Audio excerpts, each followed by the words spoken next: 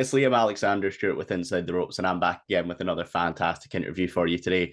You can already see that my guest across to my left. We're talking about a three-time former WWE Tag Team Champion, a former NWA National Champion, and a man who is currently in his second reign as NWA World's Heavyweight Champion.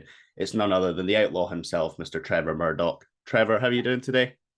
Oh, I'm a big ball of joy. It's a little early in the morning. We're doing a little time swap right now. We are. It's always interesting trying to arrange these because it's always, everyone's busy in the middle of the day. So it's either really late for me or really early for the guests. And either way, one of us are always tired. So we try and keep them to that nice length where we don't have you falling asleep. So No worries. Only makes sense. We talked about your second reign as NWA World's Heavyweight Champion, and at NWA 74, you will be putting that title on the line against Tyrus. I just want to know how you're feeling going into the match, how confident you are at retaining that belt, and kind of how you've altered your preparations from thinking you were going to defend the belt against Nick Aldis to going in now defending that against Tyrus. Tyrus is a massive man, and anybody that steps in the ring with me for the NWA World title is a quote unquote a hitman. I've got a target on my back, and they all want the grandest prize in the business. Tyrus is no different. I think he's going to come at me with everything he has. And when I say a mountain of a man, I mean a mountain of a man. So I'm going to be honest with you. Like, I'm the world champion, and I'm out to maim and hurt people. You know what I mean? I don't want them coming back for a rematch. I want them to know that when they stepped into the ring with Trevor Murdoch, that's something that they don't willingly want to do again. I learned that lesson the first time, my first round as world champion. I tried to be the nice guy. I tried to be the people's champion. I tried to make everybody happy. And all it ended up doing was getting my skull bounced off the concrete and Matt Cardona getting his hand raised. So I'm, as much as I like Tyrus, it's kill or be killed. You know what I mean? Like, he's going to go in there and try to hurt me and take that world title from me. And that's not only going to hurt me, it's going to hurt my family. It's going to hurt the paychecks that I bring home to my family. So, like, I'm going to go in there and I'm going to try to break something, try to get this done quick.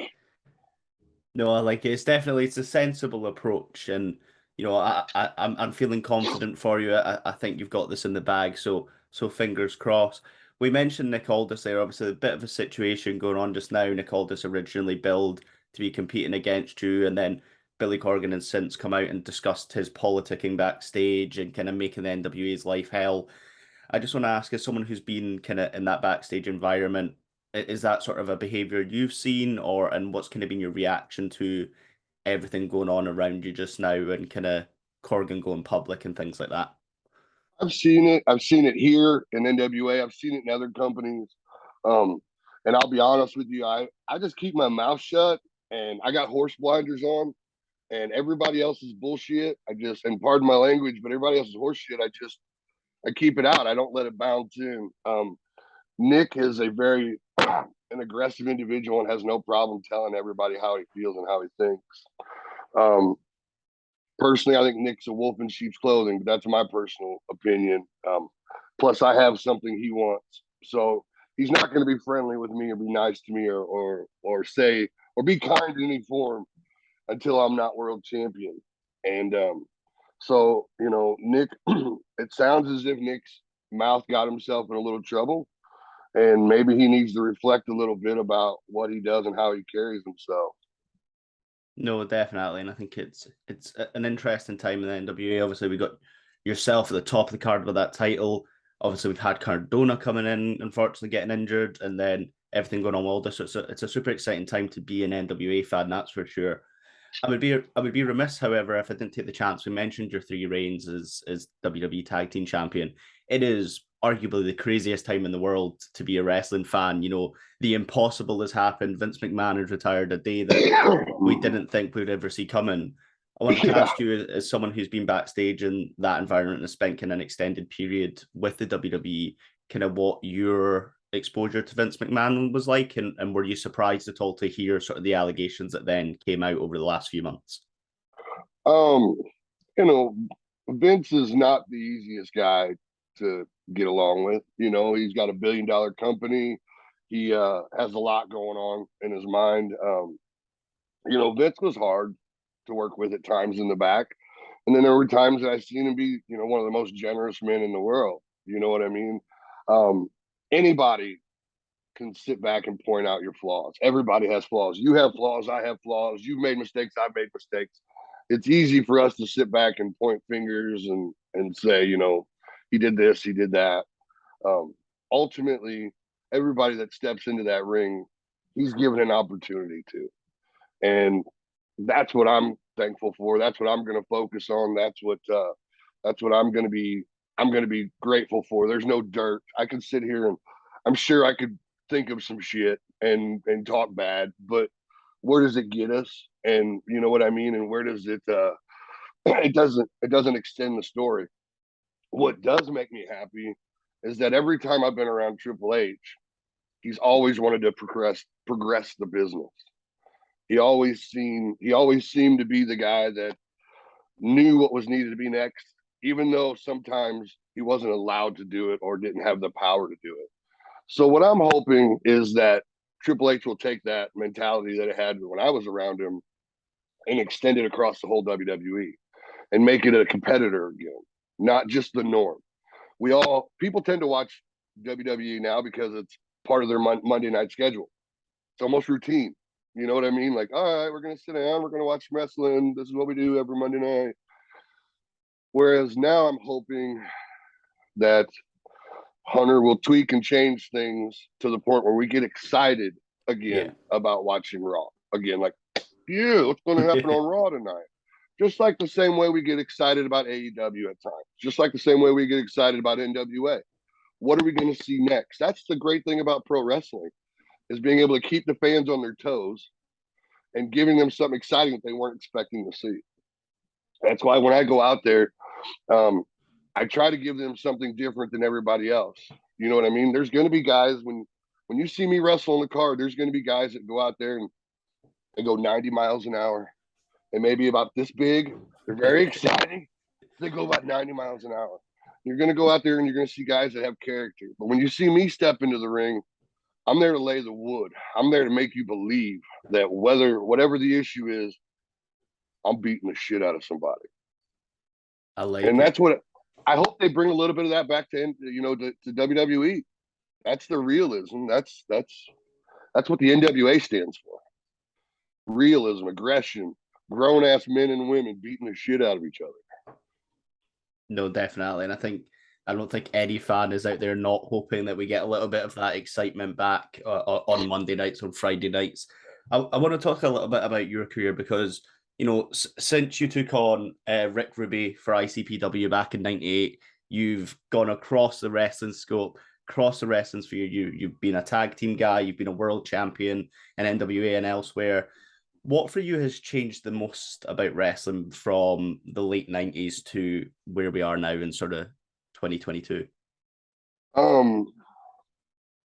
Like for me, it's believability and realism. We are. How can I put this tactfully? Like we're athletic individuals when we step into that ring. We're all athletes.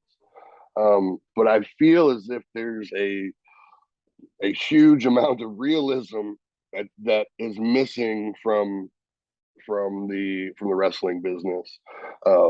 We tend to try to be, as wrestlers, we try to be creative, and sometimes, in my opinion, we go way too far out there. Yeah, and it makes, in my opinion, not a lick of sense. Um, people want to be drawn in. It's like watching. Okay, here's my best example. Like when you go watch a movie like Star Wars or whatever, you want to be drawn in from the minute you start watching it. yeah. You want to be transported into whatever scenario that they give you, and you want to feel like you're living it, seeing it happen for the first time in real time.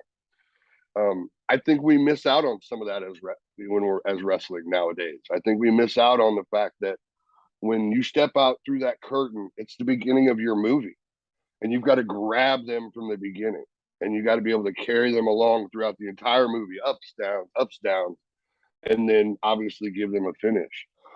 I think sometimes that guys forget about the realism and bringing them into that story and having that emotional connection.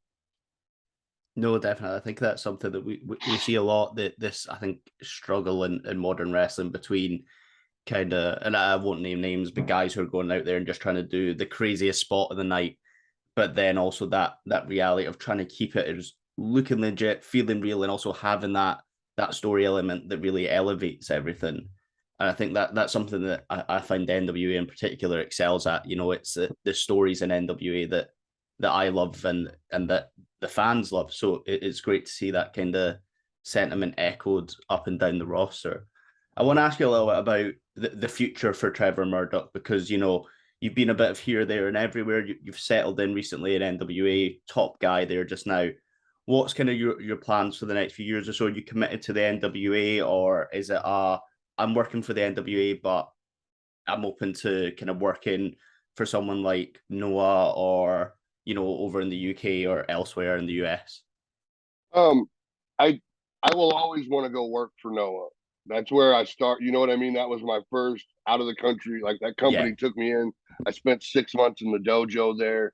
I trained under, Kobashi, Marufuji, Misawa, uh, true legends. You know what I mean? So I'll always want to go back to Japan, whether I go for wrestling, whether I go to defend my title, whether I go to visit and just hang out. You know what I mean?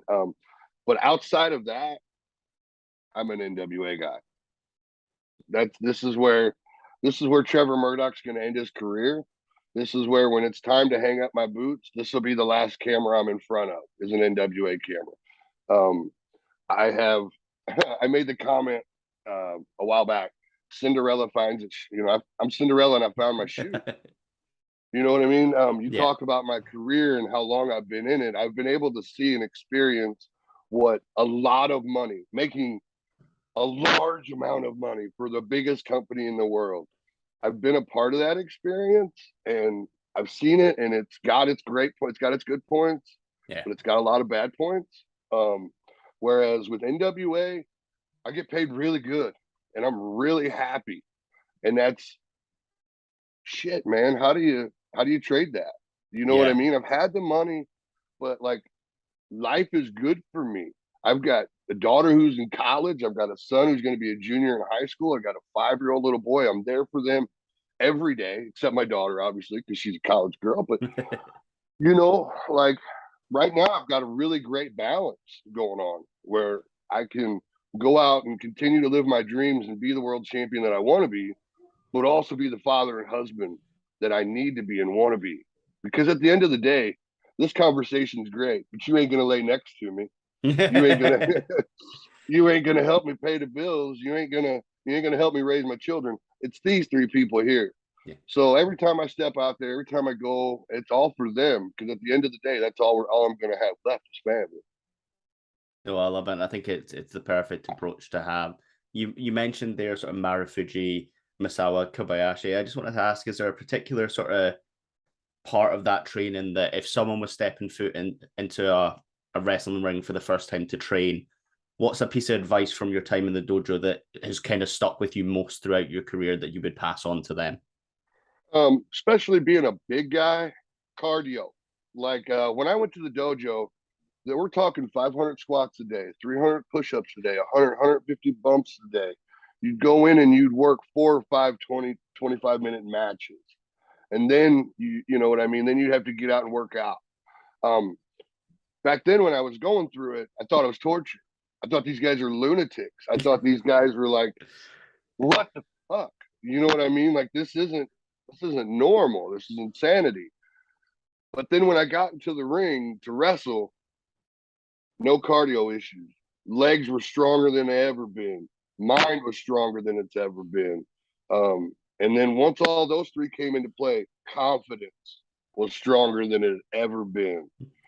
My best advice is, if you want to be a world champion, if you want to go out there and show out, you need to hurt and grind in the in the gym, Yeah. and you need to put in the time and make, I call it, my wife laughs and jokes, how you have people who ugly cry, when they cry, they're just, I ugly cardio. When I do cardio, oh God, I hate this. Ah, I'll be 35 minutes in knowing I got another 10 minutes. This is the worst shit ever. What have I done to myself? But when I'm done and I sit down and I take a deep breath and I finally calm down, I realize, number one, what I've accomplished. Number two, I realized I've pushed myself farther Yeah. than I thought I could. And then when I step into the ring this weekend and I wrestle for Wildcat Sports, defending the world heavyweight champion for Wildcat Sports, my legs are going to be stronger than ever. So your legs, cardio, are for a young guy, are the utmost important thing, in my opinion. If you can't breathe in there, you can't do nothing. So put the pain, put in the work before, when no one's looking. And when you go out there in front of the people, you'll look like a champion. I love it. I think it's a great bit of advice. We asked that question to not specifically about the dojo, but I find it's one of the most interesting points to speak to guys that have been around for a while. And Road Dogg said the same thing about cardio. So I think for anyone that is watching that is looking to train or is training, I think it's very clearly the kind of the main point here is, get yourself in shape, make sure you can do what you need to do before you think about getting out there and trying to do anything. Even for a thick guy like me, man, cardio, you know what I mean? Yeah. Like, everybody looks at me and doesn't, I am not the picture that you go, oh, that guy's got a lot of cardio, he's going to go for a while. But it's what I have to do, you know what I mean? Yeah. So you can be a thick guy and still be able to put in 30 minutes in the ring.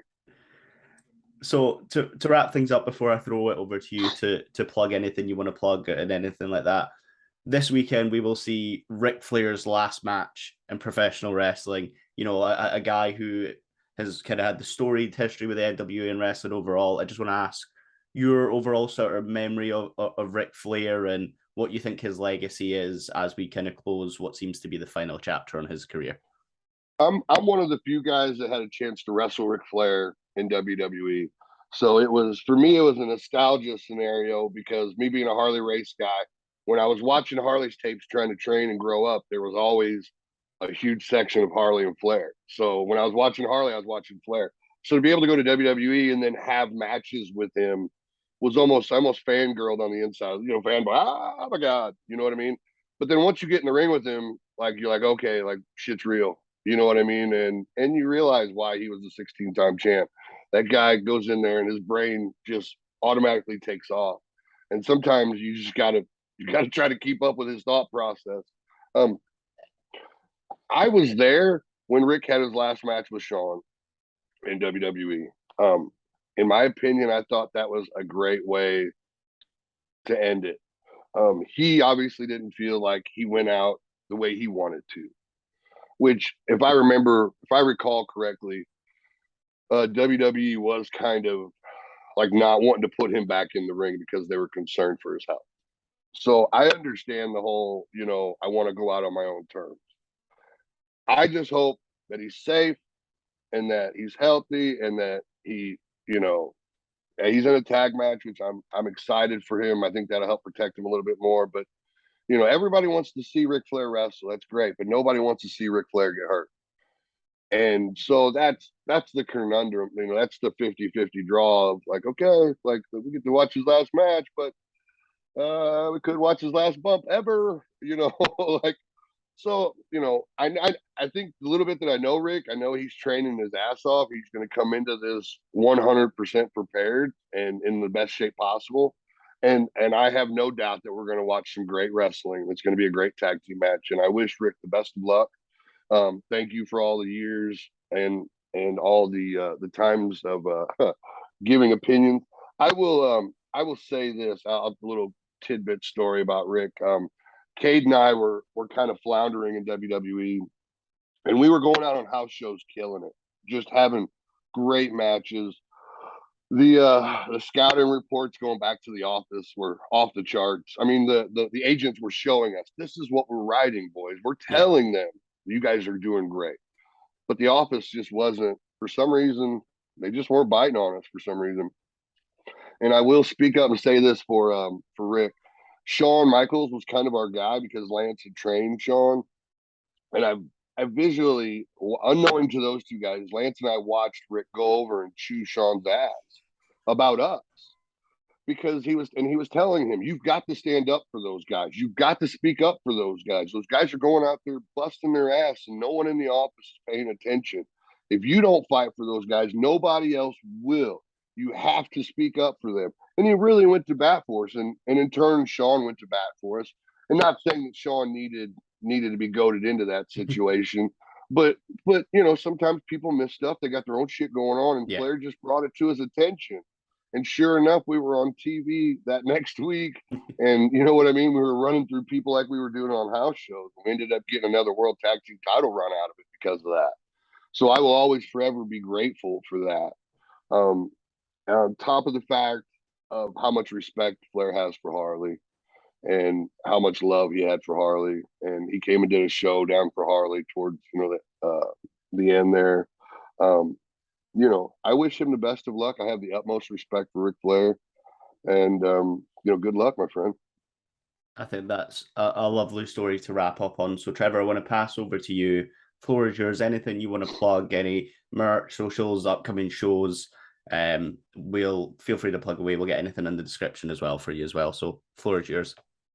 I just want to make sure that everybody takes the time and watches NWA 74, not only for the world title match, but also for the I think 7 or 8 matches before that. You're going to watch a lot of talented wrestlers go out there and blow the roof off the place because this is our biggest pay-per-view of the year.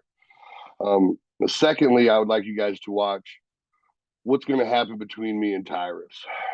You're going to see 2 men go out there, and it's going to suck so bad, but we are going to beat the shit out of each other. On a real note, I know Tyrus and I are both stubborn individuals, and we both want to be world champion, and we both know that the spotlight, the whole world's going to be watching. Whether to talk shit about us or to praise us, they're all going to be watching. And just know that you're going to watch 2 men go in there and give everything they've got, and more, and know that, God damn, it's going to hurt. I know it's going to hurt. I know it's coming. We're going to beat the fuck out of each other, gentlemen. This is how it's going to happen. I apologize for my language, but I don't know any other way to put it. I love it. Well, guys, there you are. You heard it. Make sure you check out NWA 74. The link is down below. Guys at NWA have always been really nice to setting us up with these interviews, giving us a chance to speak to some of the amazing talent the NWA has. So make sure to check it out. Make sure to support NWA and everyone else involved. As we always like to end up on, the most important thing I can ask for you all is to please remember to be good people.